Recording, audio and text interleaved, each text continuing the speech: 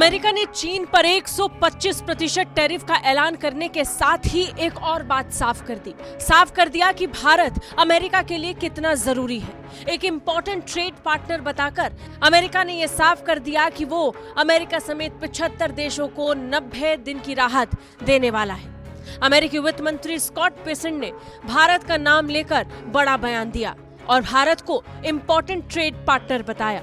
अमेरिकी वित्त मंत्री स्कॉट बेसेंट ने व्हाइट हाउस में एक प्रेस कॉन्फ्रेंस के दौरान चीन पर 125% टैरिफ में तत्काल वृद्धि को संबोधित किया और कहा कि मुद्दा केवल चीन के बारे में नहीं है, बल्कि वैश्विक व्यापार में बुरे लोगों के बारे में है।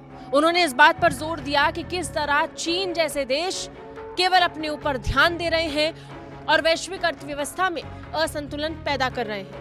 प्रेस कॉन्फ्रेंस के दौरान व्हाइट हाउस की प्रेस सचिव कैरोलिन लेविट के साथ बेसेंट ने कहा कि पारस्परिक टैरिफ घोषणाओं के बीच व्यापार बातचीत मुख्य रूप से जापान, दक्षिण कोरिया और भारत जैसे चीन के पड़ोसियों के साथ हो रही थी।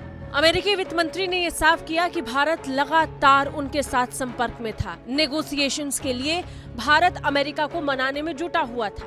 वित्त मंत्री की तरफ से बताया गया कि भारत उन चुनिंदा देशों में शामिल था जो किसी तरह नेगोशिएशन के लिए अमेरिका के साथ संपर्क में था। अपने बयान में उन्होंने कहा कि वियतनाम, जापान, दक्षिण कोरिया और भारत इसमें सबसे आगे है और ये इम्पोर्टेंट ट्रेड पार्टनर भी है। वहीं चीन को लेकर अमेरिकी वित्त मंत्री की तरफ से कहा गया कि चीन आधुनिक दुनिया के इतिहास में सबसे असंतुलित अर्थव्यवस्था है और वो अमेरिकी व्यापार समस्याओं का सबसे बड़ा स्रोत है और वास्तव में वो बाकी दुनिया के लिए एक समस्या भी है।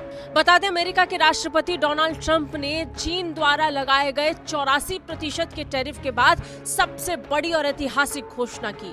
घोषणा चीन पर 125% आयात शुल्क लगाने की। इससे पहले अमेरिका ने ये दर बढ़ाकर 104% की थी। इसके बाद चीन ने भी अमेरिका से आने वाले सामान पर शुल्क बढ़ाकर 84% कर दिया। वहीं भारत समेत 75 देशों को ट्रंप ने बातचीत के बाद बड़ी राहत दी।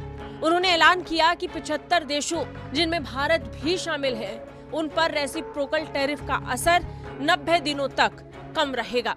इस अवधि में इन देशों पर केवल 10% शुल्क लगाया जाएगा। ये फैसला ऐसे समय पर आया जब दुनिया के बड़े देशों के बीच व्यापारिक तनाव चरम पर पहुंच चुका था। वैश्विक मंदी की आशंकाएं और तेज हो गई थी। शेयर मार्केट पर इसका सबसे ज्यादा असर देखने को मिला और फिर ट्रंप के ऐलान के बाद एक बार फिर राहत की खबर भारत के लिए आ गई है और चीन के लिए मुसीबत। ब्यूरो रिपोर्ट, भारत तक।